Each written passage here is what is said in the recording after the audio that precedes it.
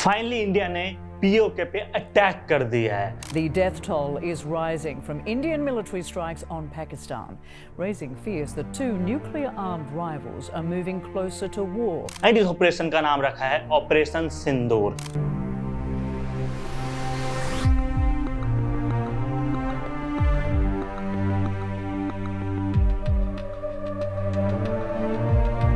I know आप लोग को पता होगा ये ऑपरेशन सिंदूर नाम क्यों रखा गया है, क्योंकि उन्होंने जो हमला किया है उसमें बहुत सारी हमारे भारत की महिलाओं ने अपने पति को खोया है।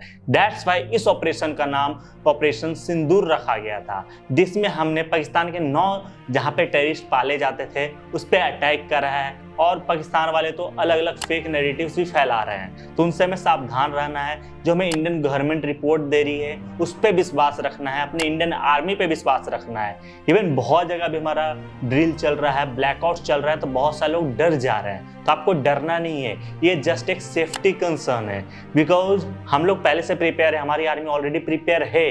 बट कुछ भी हो सकता है, हम 1% भी चांस क्यों दे, क्योंकि आज की डेट में चाइना हो या हमारे जितने भी पड़ोसी देश हैं, कहीं से भी अटैक हो सकता है, कहीं से भी आईएसआई वाले घुस सकते हैं। तो हमें हर तरीके से चौकन्ना रहना पड़ेगा।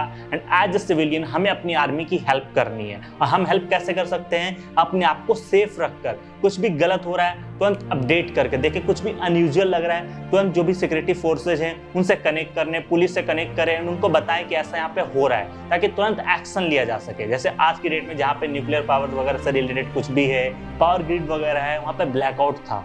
बहुत जगह पर ऐसे ही ब्लैकआउट हुए थे, सायरन बजे थे, सबको ड्रिल सिखाया गया था कि इन फ्यूचर यदि ऐसा कभी होता है तो ऐसा नहीं कि करना ही है, यदि हुआ तो इवन बहुत सारी कंट्रीज तो इसको रेगुलर बेसिस पे अभ्यास करती है कि कभी भी ऐसा हुआ तो ऐसे करना है। इंडिया तो ये ऑलमोस्ट 50 सालों से, आई थिंक 50 ईयर्स से ज़्यादा हो चुके हैं, अब ये हो रहा है। तो ये कोई खराब चीज़ नहीं है, ये बहुत अच्छी चीज़ है कि एटलीस्ट सबको पता चल गया कि यदि ऐसा सिचुएशन आएगा तो कैसे एक्ट करना है, तो बहुत ज़रूरी था।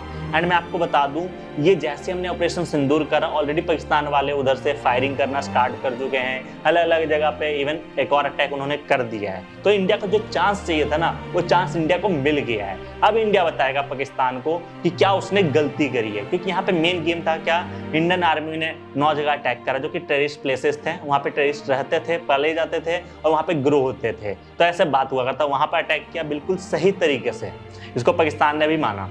उसके बाद क्या हुआ, उन्होंने दोबारा अटैक किया। अब वो बोल सकता है भाई मैंने साफ साफ बोला था यदि मैं अटैक किया उसके बाद तुम अटैक नहीं करते हो, मैं आगे अटैक नहीं करूंगा, बट इसके बाद तुम अटैक करते हो तो हम आपको छोड़ेंगे नहीं, क्योंकि हमने मिलिट्री पे एक्शन नहीं लिया, हमने जनता पे एक्शन नहीं लिया, हमने टेररिस्ट पे एक्शन लिया। तो यदि टेररिस्ट पे एक्शन लेने पे पाकिस्तान हम पे हमला कर रहा है, मतलब हमला में ये पाकिस्तान वाला 100% श्योर था।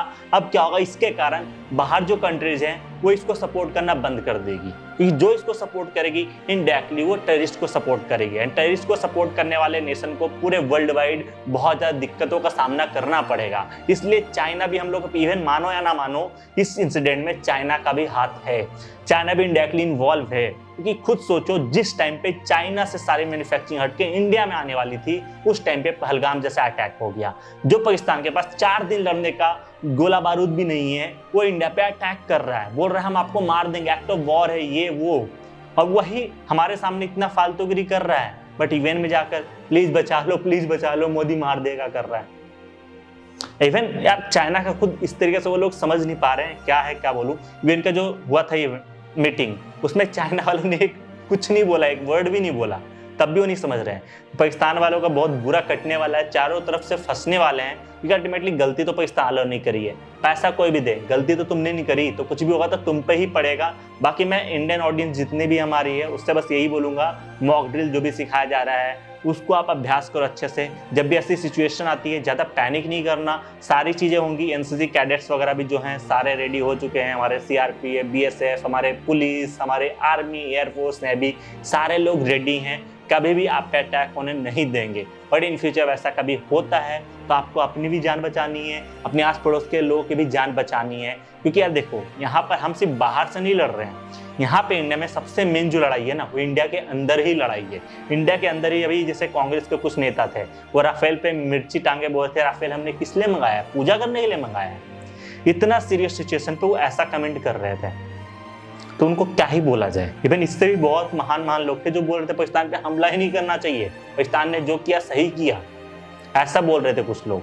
तो उन लोगों को बस इतना ही बोलूंगा, अब वेट करो, वॉच करो, और जहां बीच में टांग अड़ाया इस वक्त गवर्नमेंट आपको भी अच्छे से अड़ा देगी। तो यदि आपके सामने कुछ भी ऐसा दिख रहा है एक्टिविटी, जैसा भी बहुत सारे पाकिस्तानी लोगों को बाहर निकाल दिया गया है, बांग्लादेशी लोगों को बाहर निकाला जा रहा है, रोहिंग्यों को बाहर निकाला जा रहा है, यदि आपको लग रहा है कहीं पे भी कुछ शक हो रहा है, तुरंत हमारे डिफेंस फोर्सेस से कनेक्ट करें, उनको आप बताएं कि ये कुछ अनयूजुअल लग रहा है। क्योंकि हमेशा देखा जाता है जब भी ऐसी वॉर जैसी सिचुएशन आती है, टेररिस्ट का कोई एक बंदा आता है अपने आप में बम लगाकर या बम लेकर आता है, कहीं पर रख कर चला जाता है, या कुछ भी हो सकता है। तो हमें अपने आप को प्रिपेयर रखना है।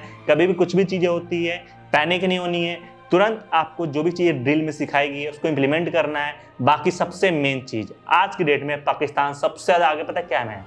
प्रोपेगेंडा फैलाने में, फेक न्यूज़ फैलाने में।